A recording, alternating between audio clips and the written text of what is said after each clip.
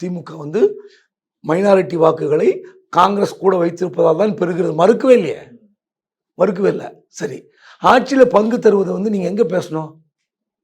ஸ்டாலின் கிட்ட உட்காந்து அக்ரிமெண்ட் போடும்போது, தொகுதி ஒப்பந்தங்கள் போடும்போது, இத்தனை தொகுதிகள் எங்கள் கட்சி கொஞ்சம் வளரணுங்க, ஒரு 2-3 அமைச்சர் பதவி கொடுங்க, ஒரு 5-6 வாரிய தலைவர் பதவி கொடுங்க, இப்படிலாம் கேட்கலாம்.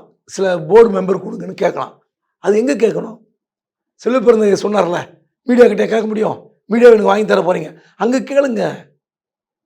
இப்போது தமிழ்நாட்டில் கூட்டணி ஆட்சி வேண்டும் வேண்டாமான்னு மக்கள்லாம் யாரும் வந்து சொல்ல, அது வந்து செல்லாது, மக்கள் ஏற்றுக்கொள்ள மாட்டார்கள் சொல்ல நான் நம்ப மாட்டேன்.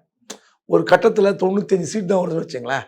இந்த முறை வந்து கலைஞர் மாதிரி ஜெயலலிதா மாதிரிலாம் அதிமுகக்கோ திமுகக்கோ 2 பக்கம் ஒரு 2 பெரிய கட்சி திராவிட கட்சியில் 90-95 இடங்கள் வருது, மீதி இடங்களுக்கு தேவைப்படுதுன்னா நிச்சயமாக கூட்டணி ஆட்சி தான். நிச்சயமாக யாரு மாதிரி நடக்காது.